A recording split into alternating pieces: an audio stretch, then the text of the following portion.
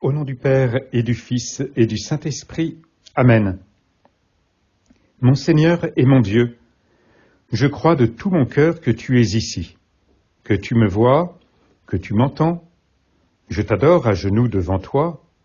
Je te demande le pardon de mes péchés et ton aide pour faire de mon mieux ce moment de prière.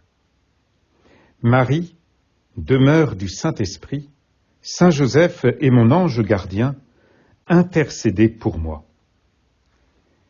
Il y a quelque chose de nouveau dans l'Évangile, aujourd'hui. Oh, bien sûr, quand nous méditons l'Évangile jour après jour, nous prenons conscience qu'il y a toujours quelque chose de nouveau dans l'Évangile. Ta parole, Seigneur, s'adresse à nous d'une manière toujours nouvelle. Tu viens toucher notre cœur, ta parole est vivante. Mais à partir d'aujourd'hui, il y a quelque chose de nouveau. Les évangiles nous parlent de l'Esprit Saint. Tu nous parles, Seigneur, de cet Esprit Saint, ce paraclet, ce défenseur que tu nous enverras. Oh, la fête de la Pentecôte est encore un peu loin, peut-être, dans 2 semaines environ, mais déjà, Seigneur, tu prépares notre cœur à accueillir véritablement l'Esprit Saint. Tu disposes notre cœur à recevoir ce don, le don de Dieu, Dieu lui-même. En ce temps-là, Jésus disait à ses disciples, « Quand viendra le défenseur, que je vous enverrai d'auprès du Père, lui, l'Esprit de vérité qui procède du Père, il rendra témoignage en ma faveur. » C'est une belle promesse que nous fait le Seigneur à toi et à moi, pouvoir accueillir l'Esprit de vérité qui procède du Père. Et qui mieux que Marie a accueilli l'Esprit Saint. Marie, que nous honorons avec joie dans ce mois de mai qui lui est consacré. Marie est appelée dans toutes ces belles litanies de la Sainte Vierge, elle est appelée demeure du Saint-Esprit. Vase spirituel. Nous avons deux traductions lorsque nous prions les litanies en français. Vase spirituel, demeure du Saint-Esprit. Et c'est vrai qu'en Marie, l'Esprit Saint demeure. En nous aussi, nous sommes devenus le temple de l'Esprit Saint. Mais c'est vrai que Marie ne met jamais le moindre obstacle à la présence de l'Esprit Saint en elle, à l'action de l'Esprit Saint en elle. Et nous nous souvenons comment l'Esprit Saint est venu sur elle le jour de l'Annonciation, selon la promesse faite par l'archange Gabriel, et parce que Marie a accepté ce don, que tout se passe pour moi, selon ta parole. Nous nous souvenons comment Marie, au pied de la croix, se tient là, debout, et recueille le dernier souffle de Jésus. Alors, il remit l'Esprit. Il remit l'Esprit. Marie est là, debout, au pied de la croix. Nous nous souvenons comment Marie, au milieu des apôtres réunis au Cénacle, reçoit ce feu nouveau, ce don de la Pentecôte qui lui permet de donner naissance au corps du Christ, l'Église, après avoir donné chair au Christ lui-même. Marie est la demeure de l'Esprit Saint. Elle est le parfait modèle de celle qui se laisse habiter par l'Esprit. En elle, nous retrouvons tous les dons de l'Esprit Saint. Nous nous souvenons de cette prophétie d'Isaïe qui nous parle de l'esprit de sagesse et d'intelligence, esprit de conseil et de force, esprit de connaissance et de crainte, esprit d'adoration, qui repose sur le Messie du Seigneur, qui repose sur chacun d'entre nous, aussi par notre confirmation. Nous avons reçu le don de l'Esprit Saint, qui repose aussi, d'une manière toute particulière, en la bienheureuse Vierge Marie, sur qui il est venu, qui l'a couverte de son ombre.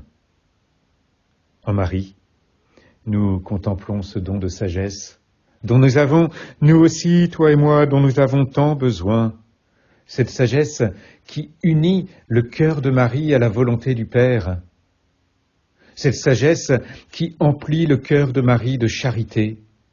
Elle est toute consacrée à Dieu, toute tournée vers Dieu.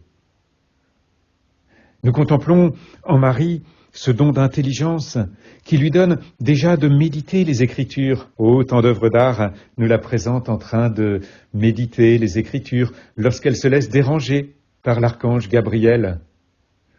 Elle est celle qui entre dans ce mystère de Dieu et qui nous fait entrer, nous aussi, dans ce mystère de Dieu.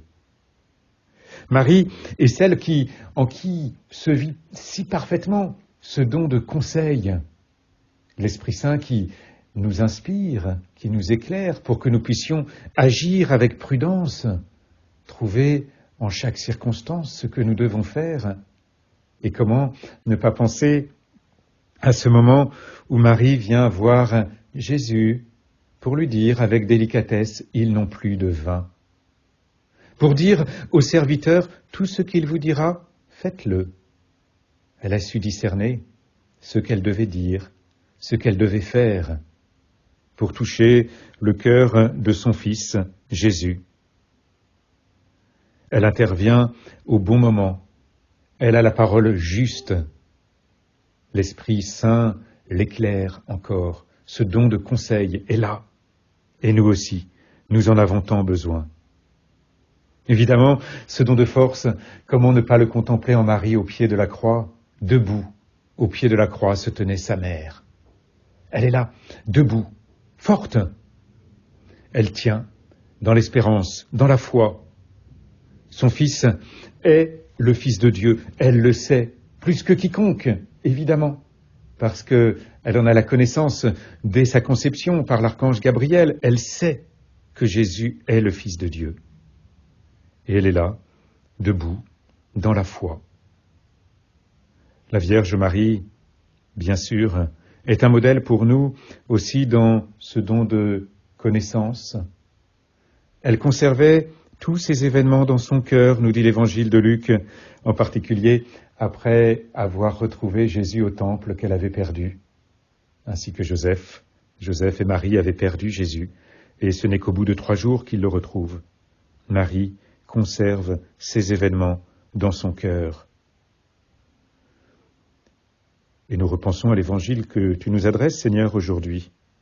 Quand il viendra, le défenseur, que je vous enverrai d'auprès du Père, lui, l'Esprit de vérité, il rendra témoignage en ma faveur. Oui, il nous fait souvenir tout ce qui vient de toi. Il nous fait entrer dans cette connaissance. La Vierge Marie est évidemment pour nous un modèle parfait du don de crainte. Cette crainte qui consiste, non pas à avoir peur de Dieu, bien sûr, mais à avoir peur de l'offenser, de lui faire de la peine par notre péché. Et Marie, préservée du péché originel, aurait pu se détourner vers Dieu. Nous l'oublions quelquefois. Nous faisons comme si Marie n'avait pas pu pécher. Ève a péché.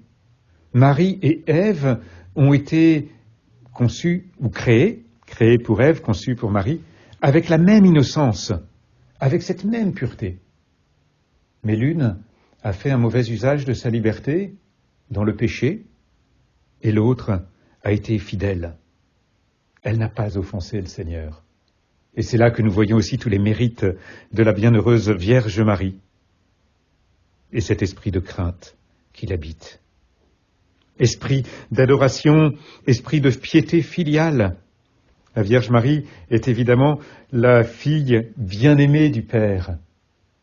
Et le Père a pour elle une tendresse toute particulière, évidemment. La Vierge Marie a une adoration toute particulière aussi. Cet esprit d'adoration habite en elle. Oui, Marie est la demeure du Saint-Esprit. Elle est ce vase spirituel, comme on le dit dans une autre traduction. Et elle nous apprend, nous aussi, à accueillir le don de l'Esprit Saint dans notre vie, à devenir, nous aussi, un temple de l'Esprit Saint. Je te remercie, mon Dieu, des bonnes résolutions, des beaux désirs et des lumières que tu as semées dans mon cœur pendant ce moment de prière. Je te demande de m'aider à les faire fructifier. Marie, demeure du Saint-Esprit. Saint Joseph et mon ange gardien, accompagnez-moi toujours en chemin.